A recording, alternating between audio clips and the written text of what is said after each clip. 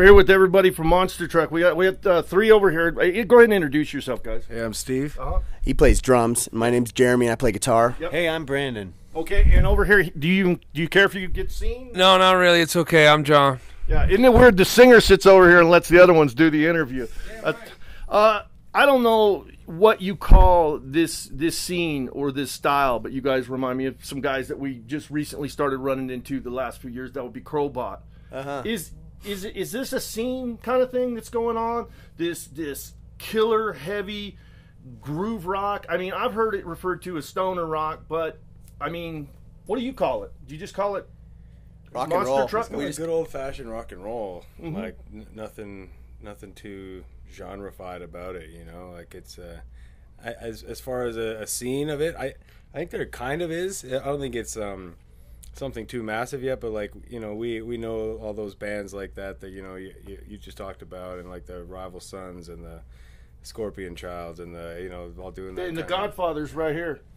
Monster Magnet. Oh yeah, there you go. Yeah, exactly. Yeah. So yeah, I think there might be a bit of a scene starting out with that, which is good to see. But it just doesn't even really have a name. It's just good rock and roll. Yeah, I'm sure a name will come soon. But we'll work on that a little bit. I have to stop you right now. I'm horribly distracted because I own a tiki bar, and you've got a tiki right there. What does that mean to you, man? Actually, these are just several. It's a comedy and tragedy mask. Oh, okay. And done in like the tiki style. All right. Next time you come to town, we're going to a tiki bar, man. I don't have a tiki bar though, so yeah. All right. I probably won't if you guys come over and drink. All right. All right. Now, I also noticed a little bit today, and I asked your manager, who is obviously Chester Bennington of Lincoln Park.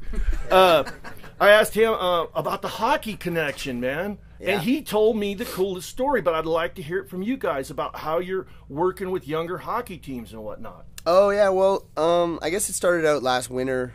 I was sitting around. We were actually working on Sitting Heavy, a new record, and I was kind of like thinking about how it'd be cool if we sponsored my beer league hockey team. And then I kind of realized that there was really no upside to that, you know, funding the jerseys of a bunch of 30, 40, and 50-year-old bums who never even came close to an NHL rink. So I thought, well, there'd be a better way to do this, and it would be maybe to sponsor a youth team. So we just threw out like a big kind of like post on Facebook asking people to submit their teams for a potential sponsorship package. So we heard from about 10 to 11 teams across Canada, and we ended up going with one that was really close to home, which made it easy. It was from my old hometown of Stony Creek, and then we decided it would be fun to do a girls team because we know that the girls teams sometimes get looked over for the sponsorship packages. Yeah. And yeah, the team we picked was really cool. They were like, I think they're like 10, 11 years old. PB. And did they come out to the Enforcer? Is that what they did? I mean, that was the part of the reason it was so cool is because they actually knew the band and they liked the music, and they were really excited to have like a rock band sponsoring their team, and they got the Monster Truck jerseys.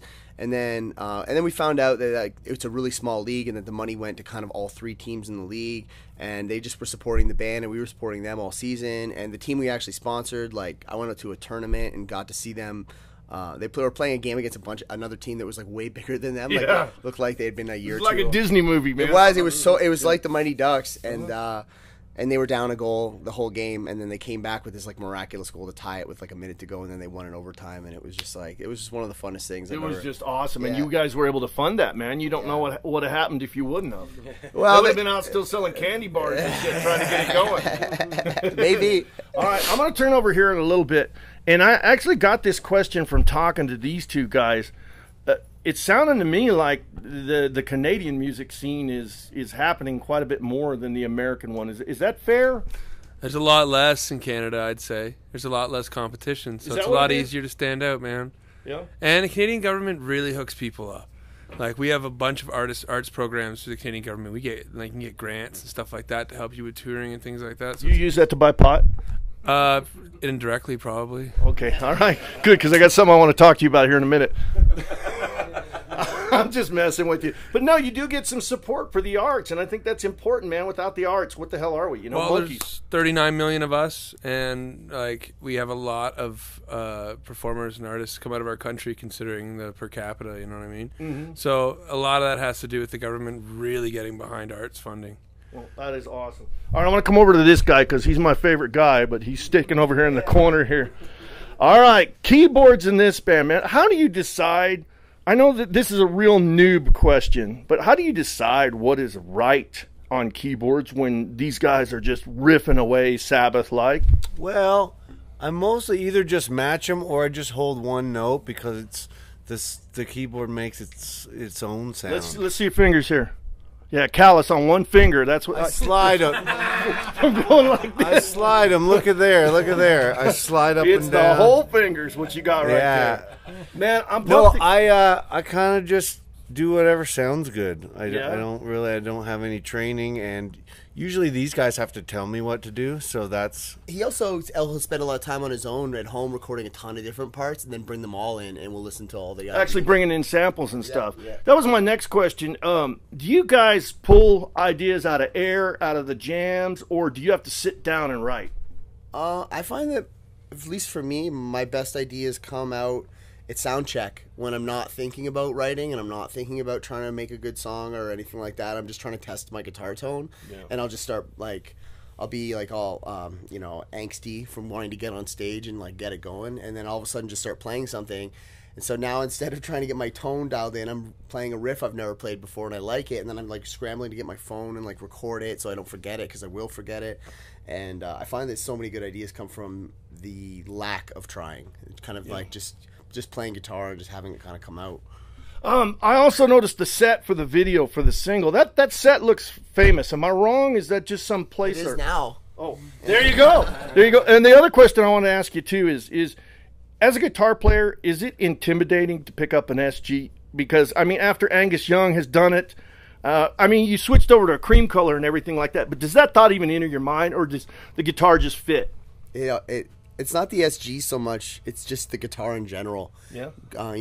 Being that we've kind of gotten up to the caliber now where we're playing with bands like Volbeat and Blackstone and Slash and Rival Sons and Alice in Chains.